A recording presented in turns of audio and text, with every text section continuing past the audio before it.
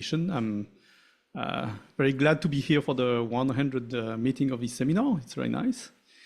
So what I'm going to talk about, yes. So this is a joint work with Gabriele Vezzosi. It's very much in progress. So I apologize for the non-definitive nature of what I will talk about today. But I will spend some time to do some reminders about what is already known and slowly go to some recent work and recent results we are trying to prove.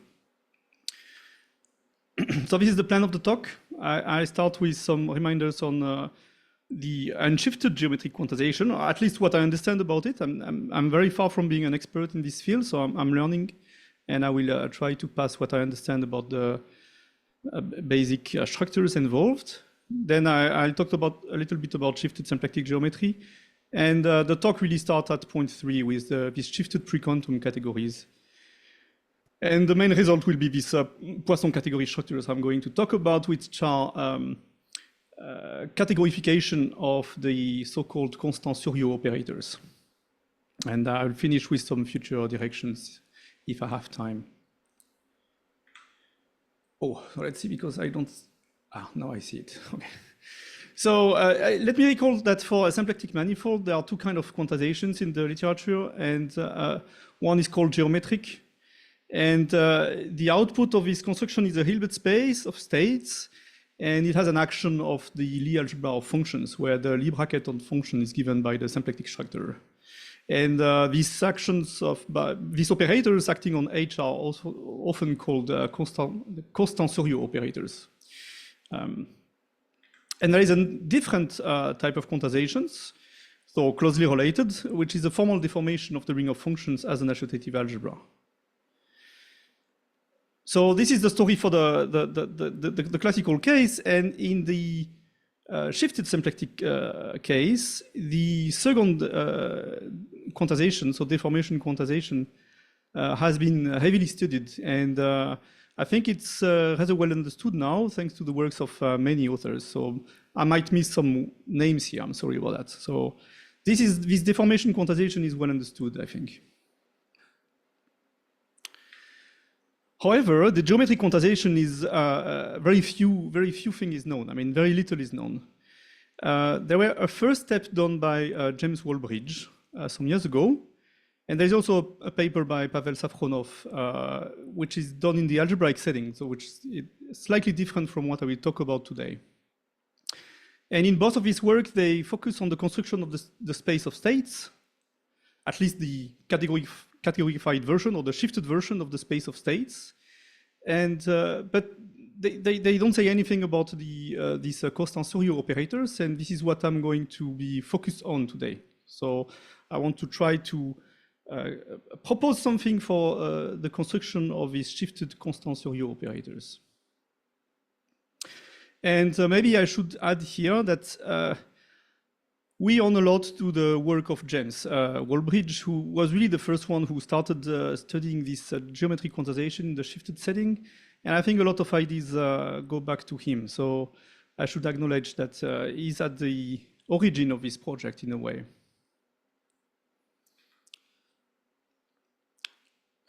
Okay, so as we will see, shifting when the symplectic structures have shifts, this shift acts as a categorification. So these Kostant Souriau operators, which are operators on the Hilbert space, will become endofunctors, right? Where they will be categorified as endofunctors. So what we are aiming for is to construct some nice categories that will replace our Hilbert space H, and some interesting endofunctors of this category that will replace these operators.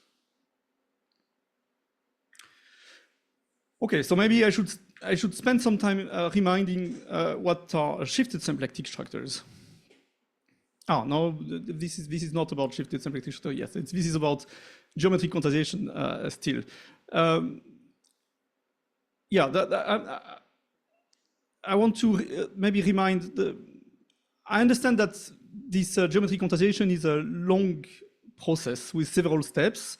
I don't understand all of them, so I just want to remind here the main steps I understand. So the first thing is that you have to assume that the symplectic structure is integral. so that it can lift to a class in this H1 of this complex. We have invertible functions and D log goes to differential forms. And you also have usually to add an extra data of Lagrangian foliation on your symplectic manifold X. This is something, this polarization is something I won't talk about today. So this is just to remind the general setting, but I won't go to this Lagrangian foliation today. Then there is this prequantization, which is given by the global sections of the complex line bundle, which is given by this class omega.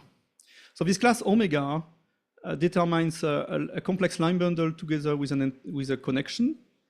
And you can take global section of this complex line bundle, and this is your pre-quantum Hilbert space, something like this.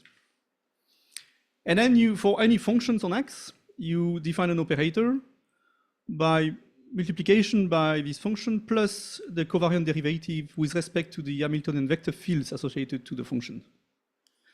So XA is defined using the symplectic structure on X, and using this nabla, which is given by there is this part omega 1 in the complex, it gives you this connection. You can differentiate along the vector field XA. This is not the end of the story. Then this H pre is in general too big because these are sections on all X, and you should cut its size by half in a way. So usually what you do, you look at functions which are constant along these Lagrangian foliations, along these leaves of the Lagrangian foliations. But then you get into some problems because you have to complete this thing. So you have to find a transversal volume form along the foliation. And then these operators, they don't stabilize the foliation, so you need some sort of Fourier transform to define these operators on H0. But this is a whole mess, and I'm really far from understanding the details of this thing. So today I will mainly focus on the point 2. So if you want Safronov and Wallbridge, they essentially deal with 1 and the definition of H0. And in this talk, I will focus on the point 2, so how to construct these operators QA. And this third point is something I won't talk today, and I don't think we understand exactly what's going on in the shifted case.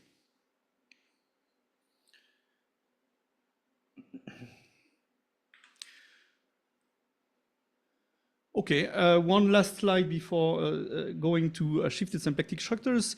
So one way to encode so these operators satisfy some nice equations. So one way to encode these formulas is to say that this space H is a Poisson module over the Poisson algebra of functions. So this function is a Poisson algebra with the Lie bracket associated to the symplectic structure.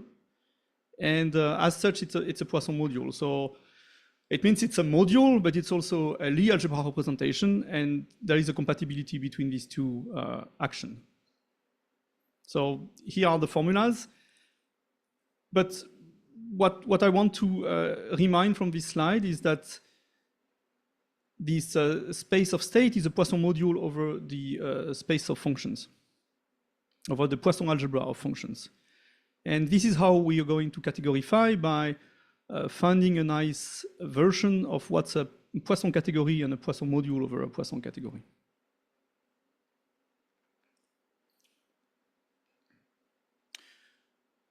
Okay.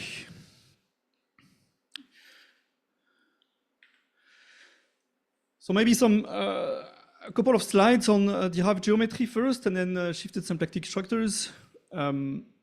So we're going to work in the smooth setting, so in the C infinity setting. And I recall that a C infinity ring is a commutative R algebra, or R and A is R here, together with extra data of maps from AN to A. Each time I have a smooth function from Rn to R. And you can write down the natural conditions that these operations must fit. It's a little bit like an action of an operad.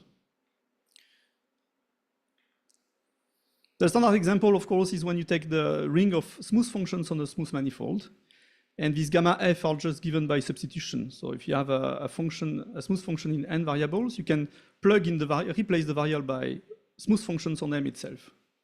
That's your gamma F. And you can extend this to the DG settings. So by definition, a connective, so connective means non-positively graded. C infinity DG algebra, it's a commutative DG algebra over the real numbers, together with the C infinity structure on the algebra A0, on the algebra of elements in degree 0. And this form a well-behaved infinity category if you mod out by quasi-isomorphisms. So it's when I say well-behaved infinity category, it means it's associated to a nice model category structure on C infinity DG algebras. And this infinity category is given by localizing the weak equivalences in this model structure. Okay. And by definition, the infinity category of derived manifolds is the opposite of the infinity category of C infinity DG algebras. And usually we restrict to C infinity DG algebras which are finitely presented. So that you can write up to some retract by a finite number of attaching cells.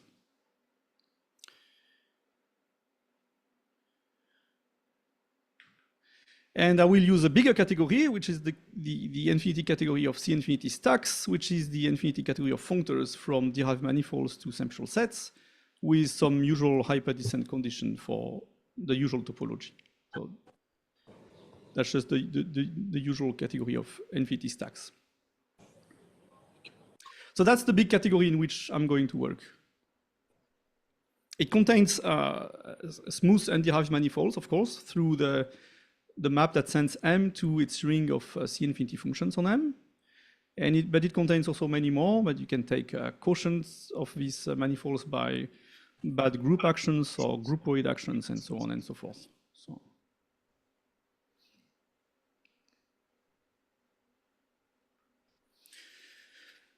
I want to remind something about the cotangent complex and if you have a C infinity DG algebra, there is or a C infinity algebra, there is a notion of derivation, which are derivation of, in the usual sense, plus this extra condition that if you differentiate a, f of some, you have the chain rules essentially. So you have this formula on derivation. So these are C infinity derivations, and they are controlled by a module which is called omega 1, and if you left derive this functor in terms of A, means you take a quasi-free resolution of A and you apply omega 1. The thing you get is called the cotangent complex, and I will denote it by L of A. So when A is just a smooth function on a usual manifold, this L of A is just the space of one forms, C infinity one forms.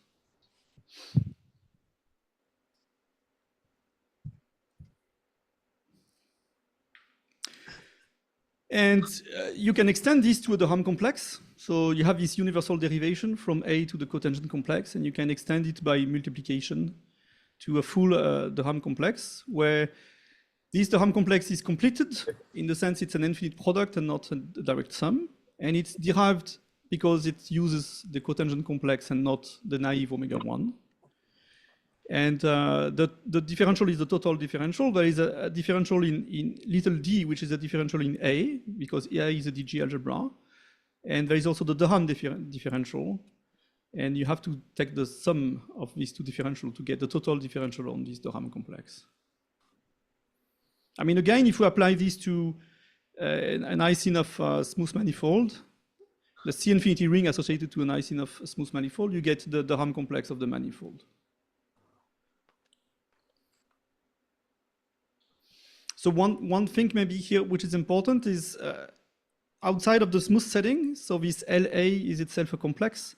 So this wedge I of LA are not zero for I big enough. So this infinite product is really infinite.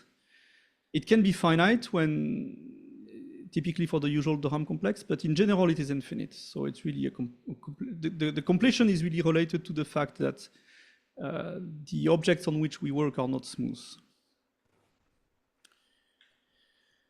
And it comes equipped with a Hodge filtration. So I can look at the subcomplex starting with P forms, and then P+1 forms, and P+2, and so on.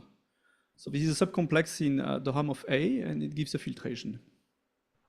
We'll mainly use the second step of this filtration to define symplectic structures.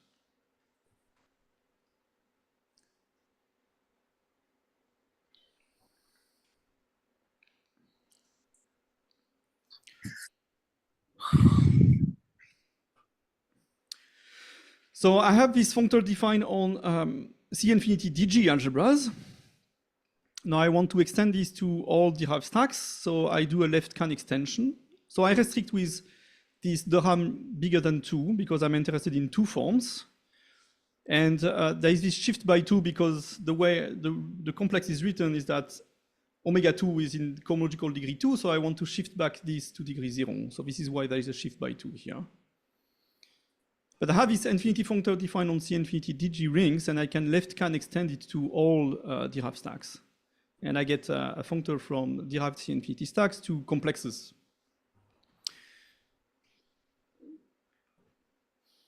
And by definition, the space of closed 2 forms of degree n on a derived C infinity stack X is this mapping space. So you apply this functor, Durham bigger than 2 to X, and you shift it by 2 plus n. And dk here stands for Dold-Can. This is also the mapping space inside the infinity category of complexes. So you just make it into a space. And that's by definition the space of closed 2 forms of degree n. So if you remember the way this Durham complex was written, with this infinite product, and you write down what's a cocycle in this Durham bigger than 2, you see that you have an infinite number of data and coherences. So a closed 2 form is something rather complicated. And in general, it's not just a 2 form for which Durham is 0. You need an infinite number of higher coherences to say that it's closed. So this is related to this infinite product here. If you write a cocycle here, you'll see what I mean.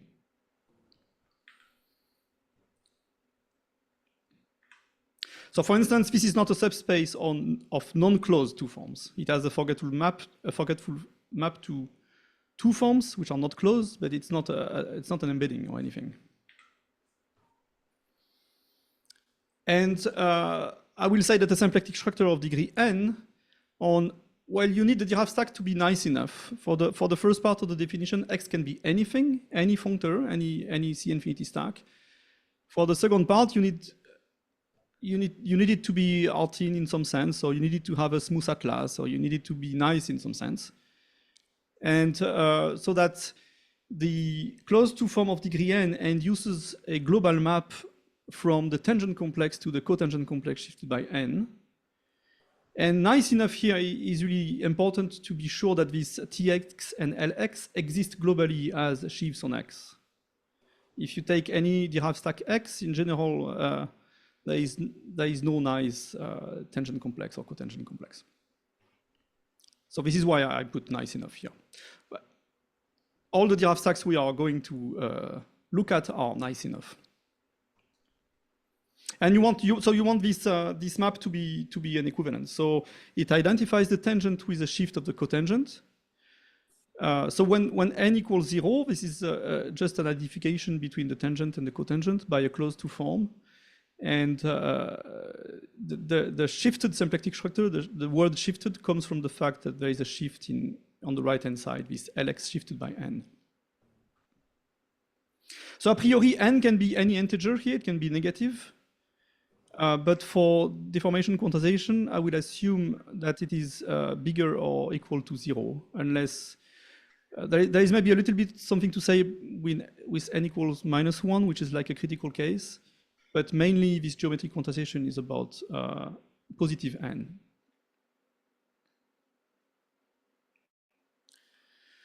Okay, so what are the standard examples of these shifted symplectic structures? The classifying stack of a compact Lie group, if you fix a G invariant scalar product on the Lie algebra, this defines a symplectic form of degree 2 on BG, and that's the fundamental example. And most shifted symplectic structures in nature comes from this one by some by some general construction rules. So this is a very fundamental example. It really contains a lot. Another family of example is given by shifted cotangent. So in the same way that the cotangent space of a smooth manifold has a natural symplectic structure, the cotangent stack shifted by n of a derived stack, nice enough again, has the symplectic structure, and it's an exact symplectic structure. So it's given by the derived differential of one form of degree n.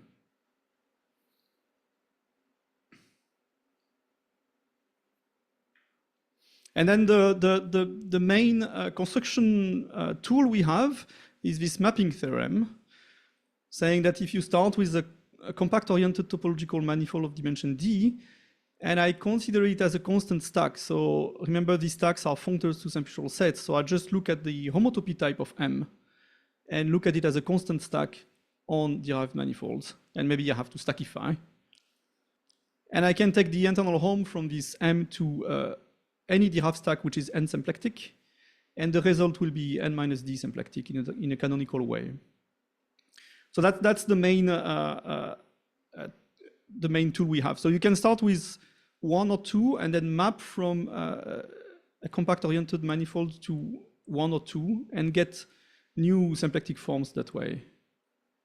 But as you can see, the degree of the symplectic structure decreases. So with respect to this quantization thing, one has to be a little bit careful that if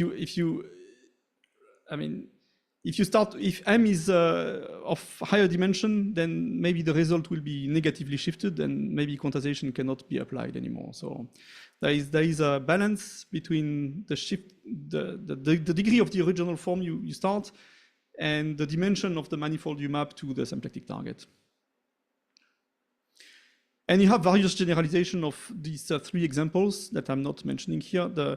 You can extend this to manifold with boundaries. There is a notion of Lagrangian and Lagrangian intersections and so on and so forth. I mean, there is a lot of tools to construct new shifted symplectic structures out of these starting examples 1 and 2.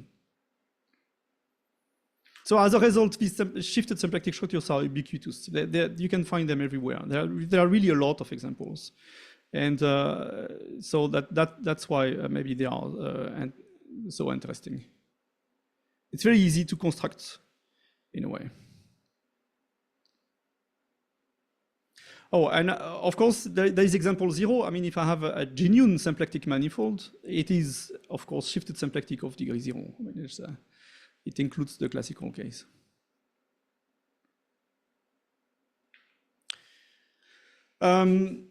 One maybe key example for which what I'm going to say has something meaningful is this loop space of BG. So I start with BG, which is 2 symplectic, and I map the circle to BG.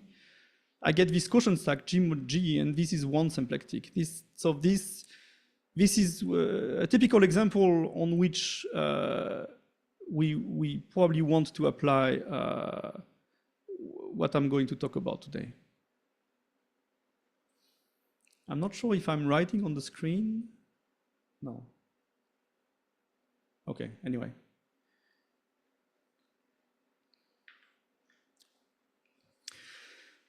Okay, so this is about shifted symplectic structures. Now, in the same way that a symplectic structure can be integral, a shifted symplectic structure can also be integral.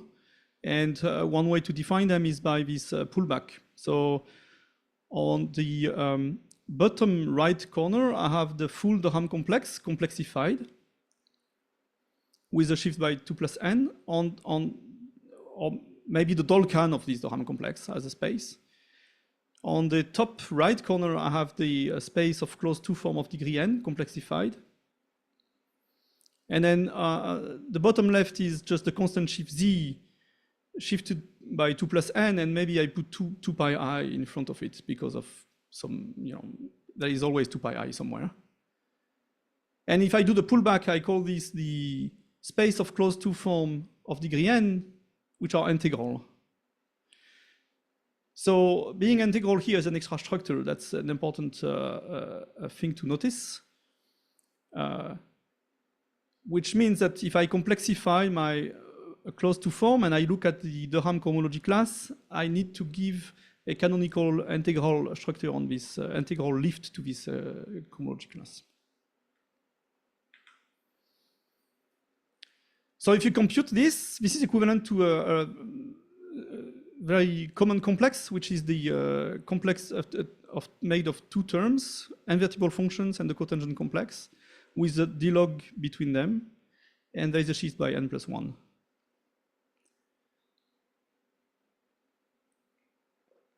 So we start to see here these line bundles with connections, and the shift will tell us that what we're going to get is gerbs with connections and higher gerbs with connections and so on and so forth. So that's a simple observation that the space of integral closed-to forms is given by this very small complex. Oh, and maybe I should make a comment here with to compare with the. I was mentioning the work of Safronov at the beginning. It's a work where he works in the algebraic setting, and of course, here I'm using the transcendent topology in a crucial way. I mean,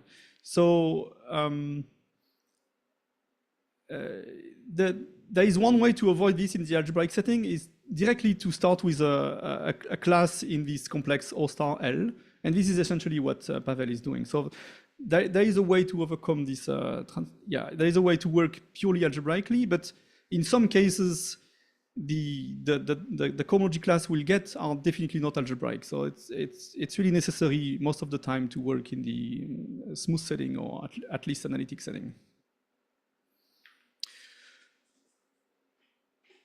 Okay.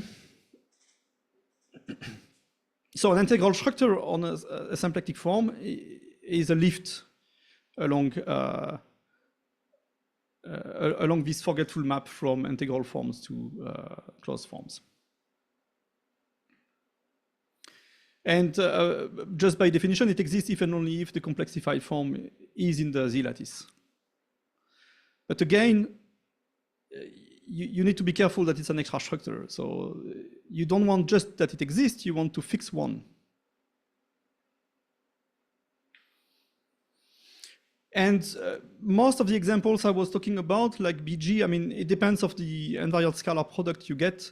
But typically, if you take forms generated by Chan classes and these kind of things, they are integral by construction. So there are a lot of examples of integral symplectic structures just by, you start with an integral structure on BG given by C2 essentially. And then you extend it by this mapping theorem and so on to other examples. So there are also a lot of examples of integral symplectic structures. So integrality is preserved by these general construction rules. You know.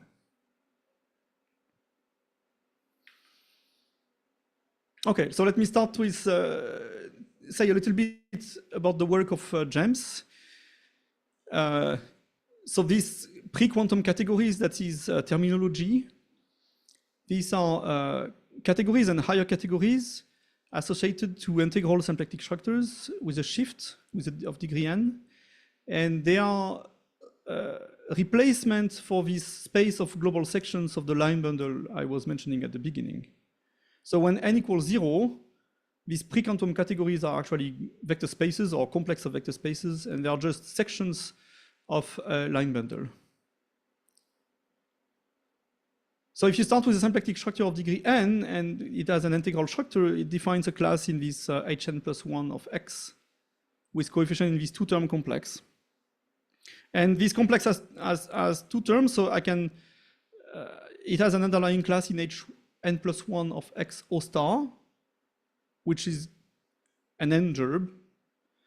And it has a part which is a part in the cohomology with coefficient in L, which is a one form, and that's a connection. So that's what defines an n-gerb with connection g omega on x. It's a bit of a nightmare to define this with full detail, so I'm not going to do it here. But the idea is that by definition, these n-job with connection are sheaves of linear categories over the structure sheaf. These categories are n-infinity categories, and they are endowed with a non-flat connection. So describing this non-flat connection is a bit tricky, actually. And you ask that they are locally constant, locally trivial in a way. So as a sheaf of n-infinity categories, which are linear over OX, they should be locally of rank 1, locally constant of rank 1. So it means locally equivalent to the stack of n-1 linear categories. It's easy to get lost with this thing, so I'll switch to n equals 1 from now, and this is perfectly fine. And higher hands probably work the same way. Can I ask a question? Oh, sure, please. So this non-flat connection, I mean, am I correct in understanding that there isn't usually a naive or a trivial non-flat connection that comes with my n-job? Sorry? I mean, you said, that the non-flat connection doesn't come for free, or you said something along those lines, right? No, I was saying that defining what's a non-flat connection is not completely easy. I mean, okay, just because flat connections are, you can use this Durham stack. So there is this X Durham way, and you can say that a flat connection is an extension to the Durham stack. A non-flat connection is more tricky because you have to introduce, the free formal groupoid generated by the first infinitesimal neighborhood of the diagonal. That's a big groupoid, and you have to work with sheaf of categories there. So I'm not saying it's a mystical notion. I'm just saying usually in the literature, flat connections are easily defined using this Durham stack, and not flat connection is a bit more tricky to define correctly, but it can be done. Yeah. Does it answer your question? Or? Yeah, thank you. And it's not flat because this D-log complex stops at omega 1. So if I would have put all the Durham complex like L, wedge 2 of L, and so on, then this would be a flat connection. So the non-flat issue is because we have this truncated complex here. Yeah. And it has to be non-flat because the curvature of this connection is supposed to be the symplectic form you started with. So it has to be non-flat. So the definition that James Wallbridge gave of the prequantum n-infinity category associated to omega is the take global section of this gerb, this n-gerb. This is an n-infinity category. It's linear over the complex numbers. And that's by definition the prequantum n-infinity category.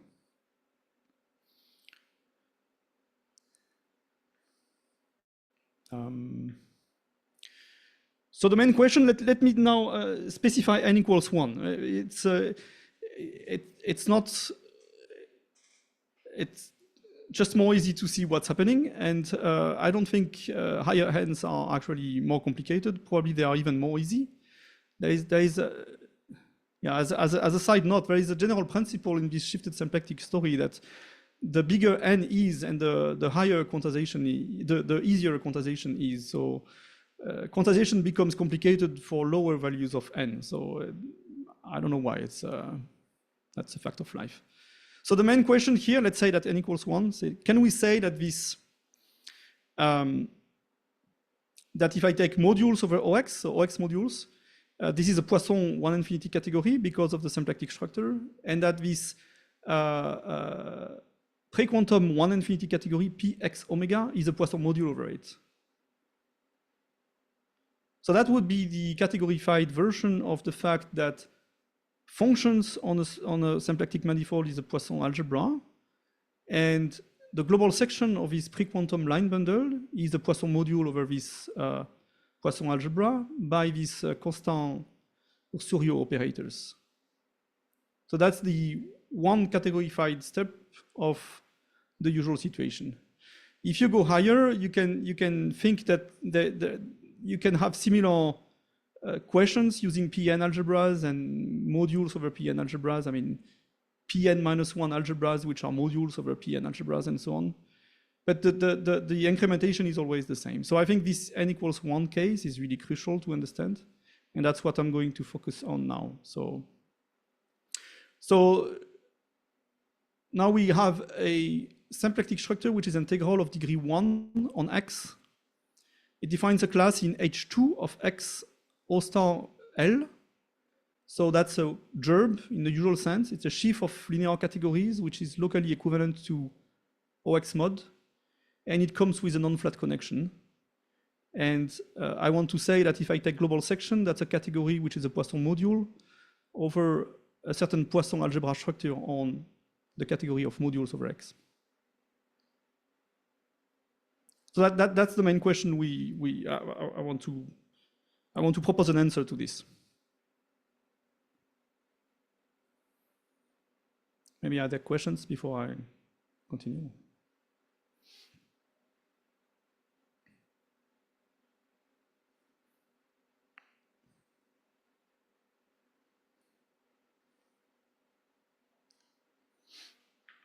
Okay.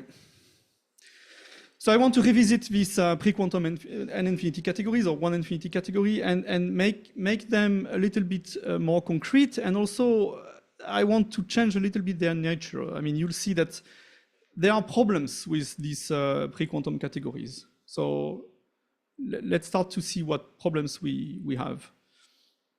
So these categories are too big. So you see, these are just OXC mod is just all sheaves of OX modules. There is no quasi-coherent condition or coherent condition or anything. It's just a too big category. It's the same for this Px omega. And so definitely we want to restrict at least to some quasi-coherent objects. But as we are working in the smooth setting, the C infinity setting, these quasi-coherent objects are kind of tricky. So I mean, I'm not an expert in the literature, but already in the complex analytic case, there is a lot of issue about what's a quasi-coherent module over the ring of holomorphic functions. And so that's the first thing. We need to impose some finiteness condition or some quasi-coherent condition on these OX modules, unless these categories are kind of silly. So yeah, there are technical difficulties in the C infinity context. I'll say the word in a moment.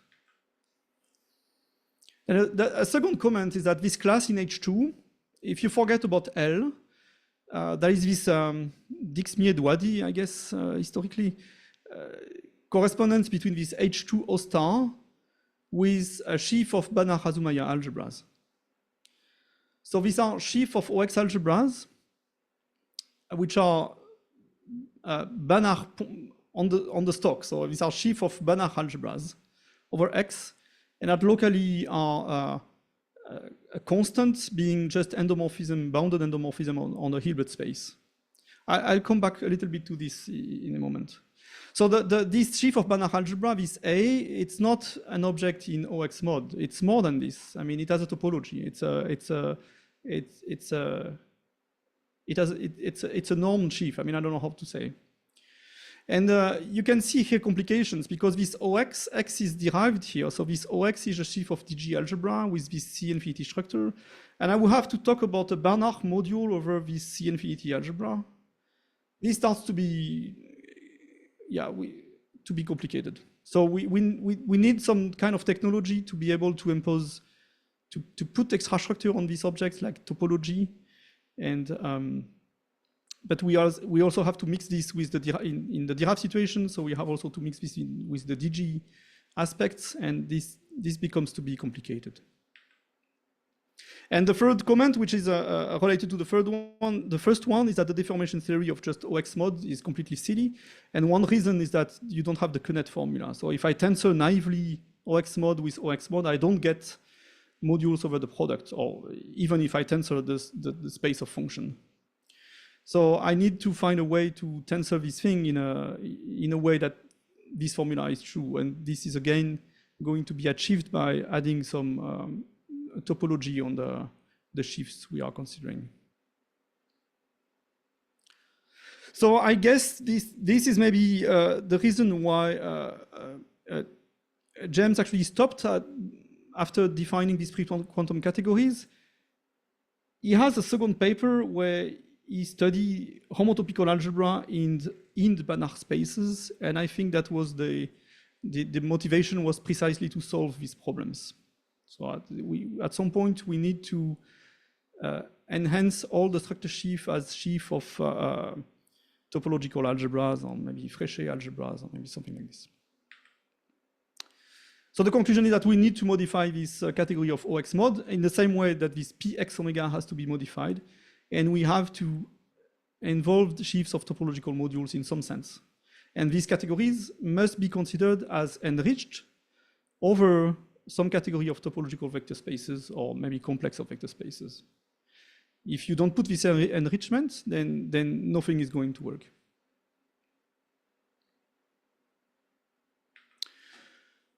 Okay, so there are all, I mean, today there are at least two technologies that you can use to try to put topologies on sheaves of modules. One is the condensed liquid theory of Clausen and Scholz, which seems very appealing. And another one is this paper I was mentioning by Wallbridge, and there's also more recent work by Ben Bassat and Kremitzer on the in-Banach theory. So there is a homotopical algebra theory inside in-object in Banach spaces that seems to be also very relevant to the situation. But we are kind of a bit old maybe now, so we couldn't figure out that one of these things would solve the problem we have. We tried to use this condensed liquid theory, and then we got confused with the tensor product there, and I don't know. So I'm sure it can be done, but we decided to switch to something specifically made for the situation. So we introduced a new approach based on derived Banach geometry. So this derived Banach geometry is very easy to define. I mean, at the beginning, I told you about derived about C infinity rings. You can play the same game, but you replace this Rn with Banach spaces and smooth maps between Banach spaces. And you can take functors out of this category of smooth maps between Banach spaces. You have to make some choice about which kind of Banach spaces you use and so on. But it seems something very concrete and very easy to deal with. And it seems to be very suited to the situation because it's very close to C infinity rings. So there is a notion of Banach C infinity rings. This is what I want to say. And this comes with a natural notion of quasi-coherent sheaves. So kind of Banach C infinity modules. And this seems to be exactly what we need for to solve the problems of the last slide. So let's see how it goes. So this is still under development. So from now, what I will talk about is mostly speculative. So because we need to have all the details written down about this derived Banach geometry to be sure that what I'm going to say is true. But this is what we are trying to do. So from now, you should take the results with a piece of salt. I mean. Okay, so if I start with a derived manifold, I can look at it as a Banach derived manifold, and it has a quasi-coherent derived category as such, QQ of M.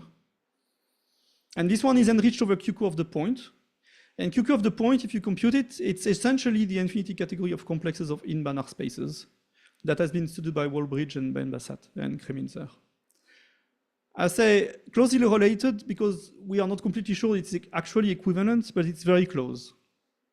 So it's a category that you should think of as the derived category of in-Banach spaces in some sense. It contains, so this in-Banach spaces contains a lot of things. I mean, it contains these Fréchet spaces, it contains nuclear spaces, it contains a lot of very interesting EVT. So I look at this QQ of M and I look at it as enriched over QQ of the point. And now this Connat formula is correct. So if I do this tensor product as presentable enriched infinity categories, I do get QQ of the product, which is essentially a way to say that the completed tensor product of smooth functions on M tensor smooth functions on N is smooth functions on M cross N, which is one of the key results in these nuclear spaces. So this this Counet formula reduces to the fact that smooth functions satisfies Counet if you look at them as a nuclear ring or something. So now if I back to the prequantum categories, I start to remember that X has this integral symplectic form of degree 1. And I'm going to redefine these prequantum categories, Px omega, by, I will look at modules over A omega, where A omega is this sheaf of Banach-Azumaya algebras defined by this class. And now this Banach-Azumaya OX algebra is perfectly well defined as an object in QCO of M. It's an algebra object in QCO of M. I can take its module, its category of modules, and I can restrict to the thing generated by A omega itself. So I remind here that A omega, it's a sheaf of OX algebras, I mean, inside this Banach theory, which is locally isomorphic to the constant sheaf, which is OX tensor bounded operators on a Hilbert space. And of course, this Px omega is a module over maybe not all QCO of X, because I restrict it to parf, but it's a module over parf of X.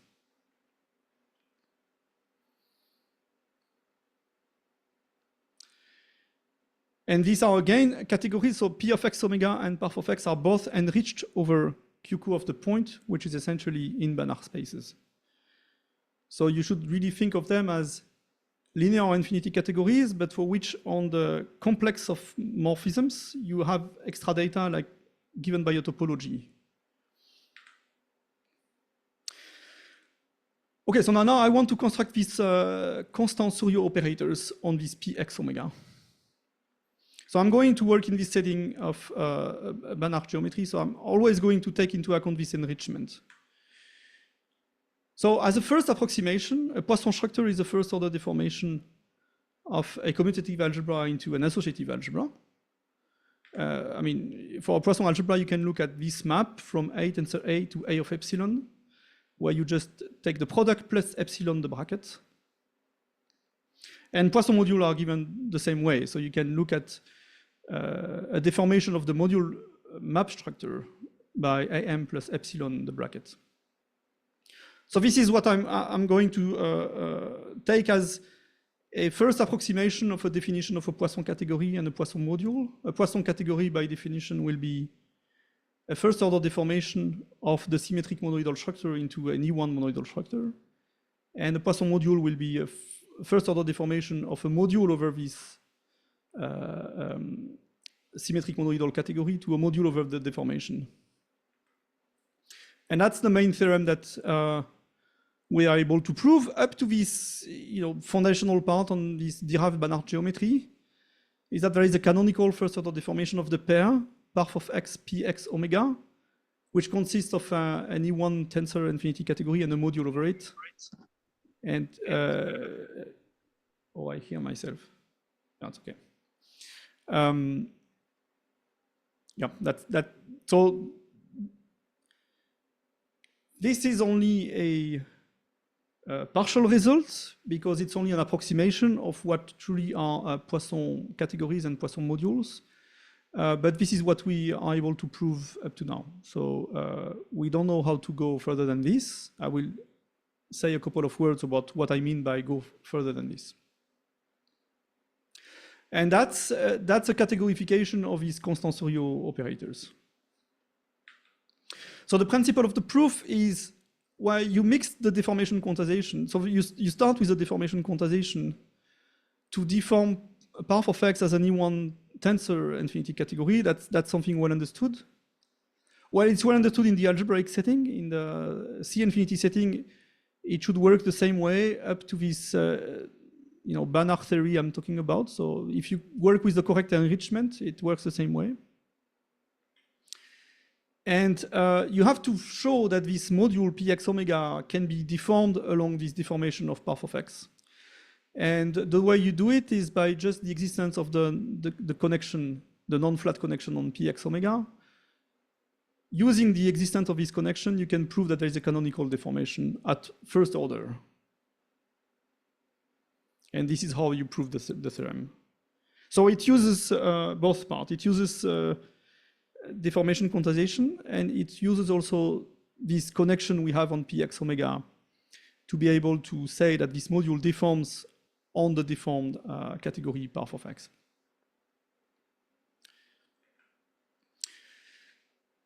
Okay, let me finish with a couple of words about what I mean by, so I said that this is only a partial result, it's not the definitive result we want. Let me say a couple of words about this. So we should have a stronger version of this.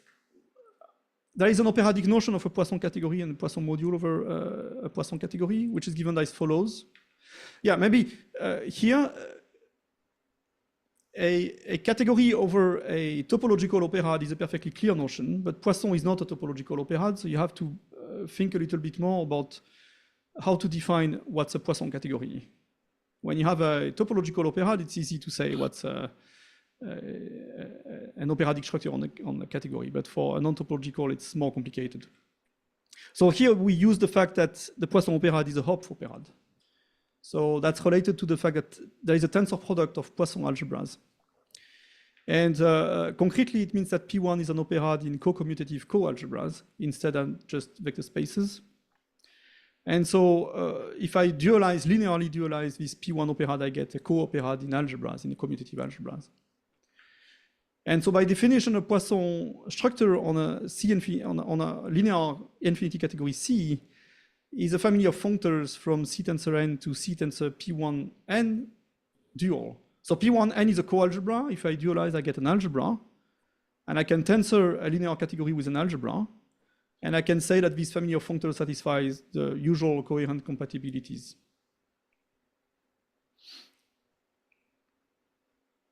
You have the same story with modules, which there is a bicolored Poisson opera that classifies a Poisson algebra with a module over it, and you can set the same kind of definitions. Now, if you look at when n equals 2, P1 of 2 is actually dual numbers, and this functor you get from C tensor 2 to C of epsilon is exactly what's going on in the previous theorem when I was saying that there is a deformation of the monoidal structure. So the previous theorem is only the first step of this operatic structure. It's only the functor for n equals 2. But we still have to produce functors for any n and all the compatibilities. And this is something that we don't know how to do at the moment. And so the expected theorem is that there is a full Poisson structure on the pair, path of x, px omega, as defined that way.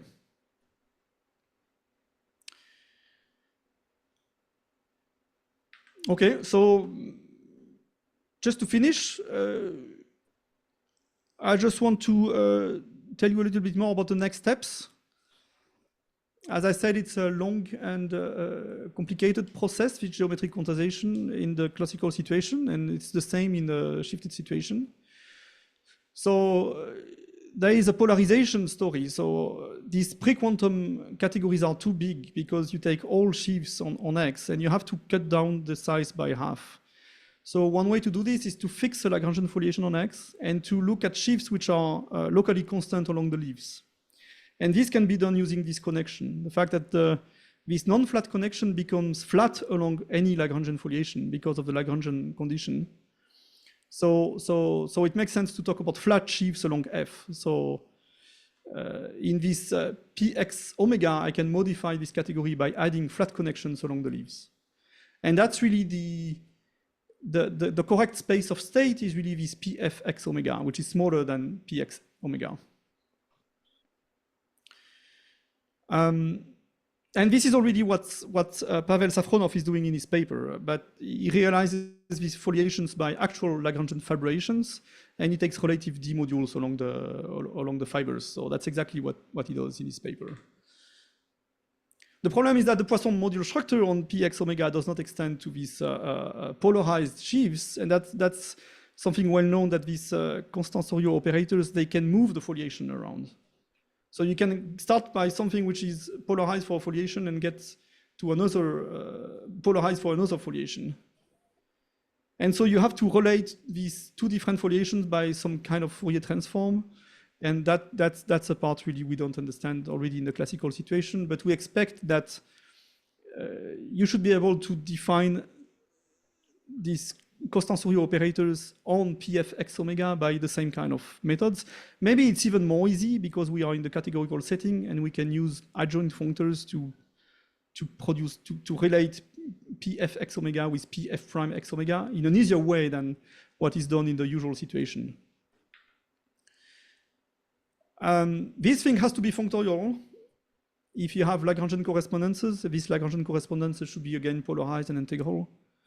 And for instance, when x is a point and omega is 0, this PF star is just the complex of Hilbert spaces, if you look at the definition I gave.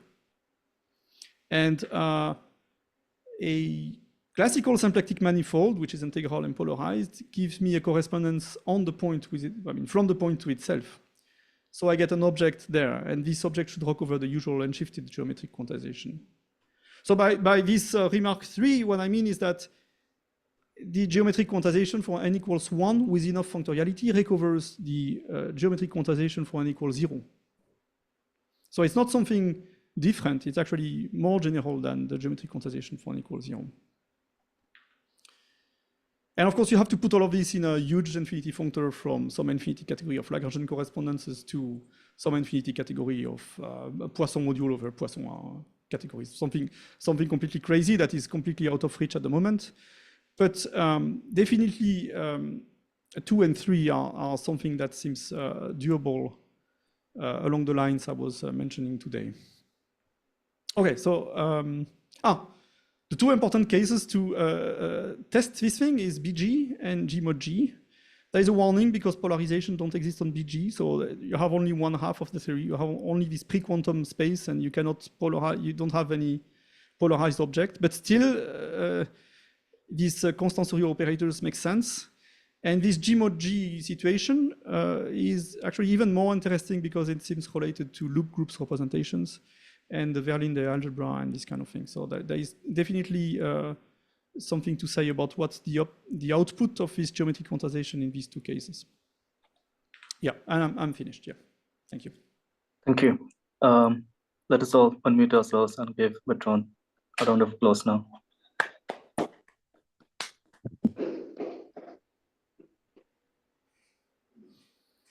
So if you have any questions for the speaker, you can ask them now. Sir, can I ask a question about this Banach C-infinity geometry? So the Banach C-infinity geometry. So the question is, does this give you sort of the notion of completion for modules over OX? So for example, can I obtain like a C-infinity ring from completing a symmetric algebra on some module? Yes, it includes, it includes completeness. So these QCO modules are definitely complete topological modules. So it's a theory that contains as a full subcategory, say, Fréchet spaces. That you're talking about completeness, right? Mm-hmm. Yes, but the question is, so for example, if I have a module over OX, and I take its symmetric algebra, and then I take its completion, do I get a C-infinity ring in a natural way from this? The completed sim, you mean? Yeah. I guess yes, but why do you want to do this? I mean, it's like looking at formal power series as a C-infinity ring. Is it really interesting? I mean, I don't know. No, but you can always take the Taylor expansion and act by this, I guess. So I don't know. No, but I thought that this should give you something like the relative spectrum of something. It's this completed sim will give a formal object. So okay. I mean, typically, if you take the completed sim of a Banach space, this will be the formal completion at 0 of the Banach manifold given by that space itself, right? So you can do it, but it's not exactly what we want to do. You want to look at C-infinity functions on the Banach space itself, which yeah. Thank you, Grisha. Any other questions? Yeah, I have a question about this C-infinity Banach geometry as well. Bertrand, do you define shifted Poisson structures on derived Artin stacks in this setting, or do you have to do that for this for the setup. Because if I recall, like this procedure that you have of formal localization, in the algebraic setting, this requires working over Noetherian rings, but that's not something you have in the C-infinity setting, and it seems like doing things sort of boundlessly just exacerbates this. Yeah, no, the definition of shifted symplectic structure doesn't need any formal localization. You mean proving that a shifted symplectic structure on an Artin stack gives a Poisson structure? You mean this, I guess? Yeah, so that's something you do?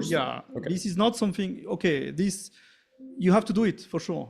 And indeed, the proof we have in the algebraic proof we have, huge formal completions, and this is not going to work well. So that's one of the question.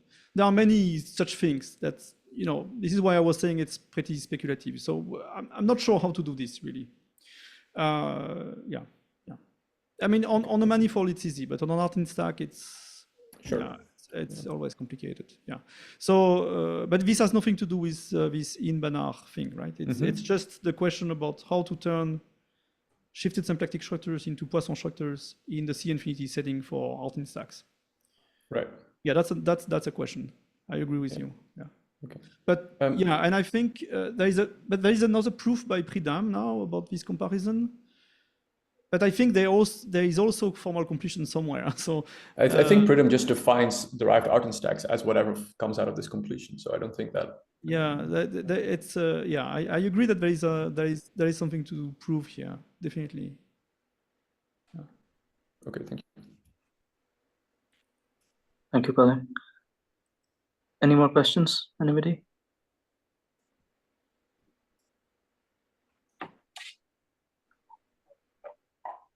Actually, I have one other question, if I may. Yeah, please. Bertrand, so you say that BG does not have polarizations, but maybe like a good test case would be to do something like BF theory, where you have, or say something like a Abelian BF theory, where you have two, two U1 connections. So you don't, instead of working with BG, you have something like B to the power du1 times b to the power nu1. And there you always have two transverse polarizations, just by projecting to either one of these factors.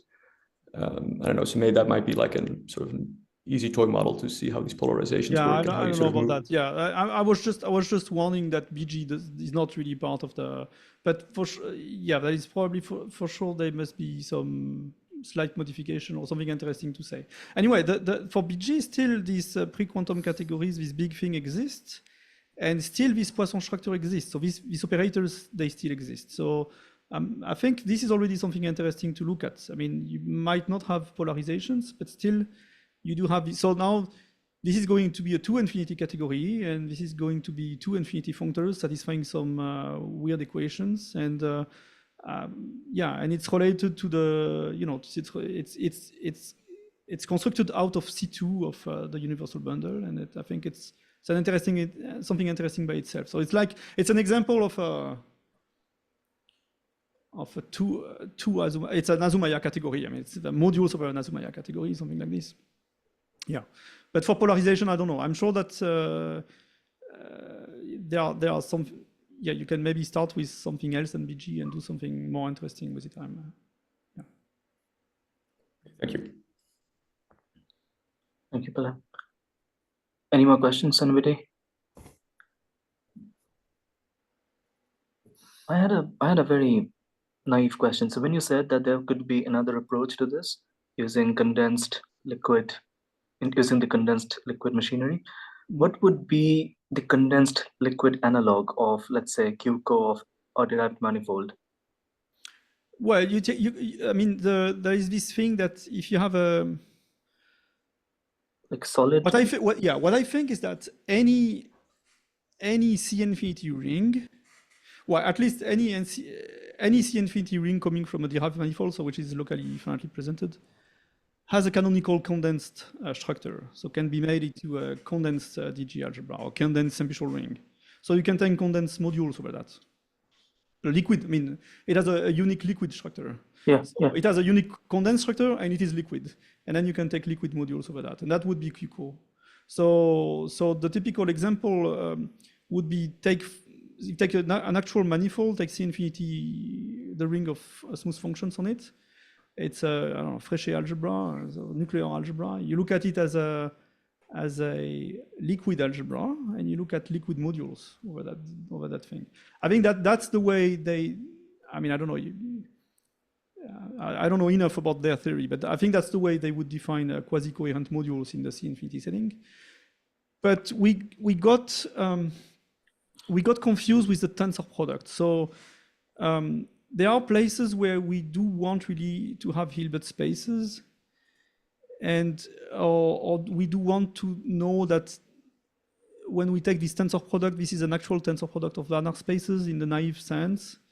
And I think there are some problems. I mean, it's not problems, but tensor products of liquid spaces is a complicated thing. So you might start with two Banach spaces, look at them as liquid spaces, and take the tensor product and go out of Banach spaces. And so it's a liquid space which has nothing to do with Banach space anymore. So you have these new objects which are not really locally convex, strictly speaking. So it's a bigger category and we got confused with how things work really. So for instance, with Azumaya algebra, we couldn't really see how it works in the liquid setting. I'm sure that, I mean, it seems like the correct setting, right, to do all of this liquid theory, but we just got confused. So, and also for other reasons, we do need this derived Banach geometry. And so typically, there's this theorem telling you that the stack of perfect complex is an algebraic stack, is an Artin stack. So you can take now a perfect complex of Hilbert spaces, and you want to say that this is an example of a geometric derived Banach stack. That's the typical example we want to study. So we want to study the deformation theory of these things and all.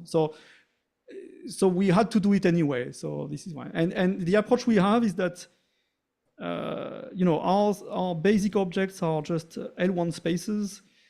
And this is much more easy to understand than these projective objects in liquid spaces, which are completely crazy. I mean, I don't understand them, so to be honest. So, yeah, I think it's more like, someone, I think, that is really an expert in the liquid theory could maybe do it easily. I don't know. I'm not saying it doesn't work. I'm just saying we got confused. Is it known if the correct Conet formula holds there? In the condensed I think liquid. it's obvious because if you take this tensor product as enriched over liquid spaces, I mean, these are categories of modules over algebras. So if you tensor A mod, tensor B mod over mod of the point, this is A tensor B mod, I mean, obviously. And A tensor B, I mean, as far as I understand, this tensor product of liquid spaces, if you apply them to nuclear spaces, is the usual one. And it's a standard theorem that C infinity of X tensor C infinity of Y is C infinity of X plus Y. If you do this tensor product in the completed EVT, I mean, I don't know. So this is a situation where I think it's known that this Conet formula is true. And there are also notes of Clausen in the complex analytic setting where he proves the Conet formula, but for QCO, complex analytic stacks. Yeah, analytic stacks. So I think it's perfectly known how to do this Conet formula in the liquid setting. It's more about the technical. I mean, this Azumaya algebra is a bit tricky. I think it's not really Azumaya. So yeah. Anyway, so okay. Yeah. Thank you. Any more questions? Anybody? May I ask one question? Yeah, please. Yeah. So. Can you prove your conjecture in the smooth case? In the smooth case? I mean, I guess the main problem is that... you mean this thing, this expected theorem, you mean? Yes. Okay, so, I mean, as Pele already explained, I mean, if X is smooth, and it's one shifted symplectic, it has to be stacky. It cannot be a smooth manifold. A smooth manifold cannot be one symplectic because the tangent and cotangent complex sits in degree 0, so you cannot have an equivalence between the tangent and the cotangent shifted by 1. You need the tangent complex to be of length 2, so you need your X to be stacky. And for Artin stacks, there is already a complication which is proving, it's a stupid thing. I mean, proving that a symplectic structure of degree 1 induces a Poisson structure of degree 1 on the algebra of functions. That's already not easy. So I guess the answer to your question is no. Okay. Because of these technical problems, yeah. But more to be honestly, the idea of proof I gave here I gave a very short principle of proof. This is not going to work in the general setting. This is really something that we could do immediately. And the reason is that we never use that the connection comes from the form. This applies to any module which has a connection. So at some point, the fact that these Kostant Souriau operators behave well, it's important to know that the curvature of the connection is the symplectic form you started with. That's a crucial thing. We never use this. So this is why this is not going to work. So we need to, I think the principle of proof is a good starting point to try to approach this by deformation theory. But we need to be smarter about the way to formulate this problem. So yeah, the answer is no. We don't know how to prove even in the smooth case. Okay, because isn't P1 co-generated in arity 2 and 0? No, because I mean, you have to check all the coherences, right? I mean, okay. The problem is that you would, of course, as a discrete opera, it's generated in degree 2, and then you have relations in degree 3. But this is not a presentation in the homotopical sense. You need to make a cofactorant replacement, and you have all kind of homotopies, and so it's a complicated. I mean, it's never going to work by trying to construct the functor step by step and the homotopies and so on. You have to find a clever way by deformation theory to prove that this exists. Like, yeah, I don't know. Okay. So we don't know. Now, this expected theorem, we don't know how to prove it, really. Thank you. Any more questions? Would you be willing to make the slides available? Yeah, sure. I can send it to you. Yeah. Okay. Any more questions? Anyone?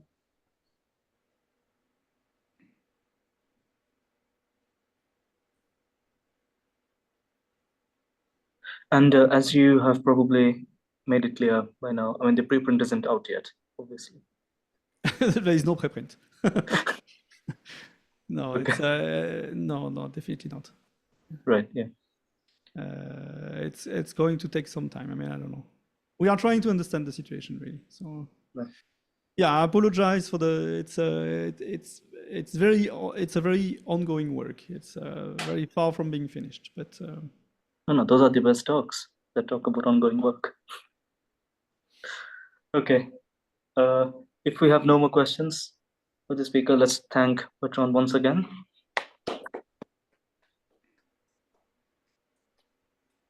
And let me thank all of you for coming.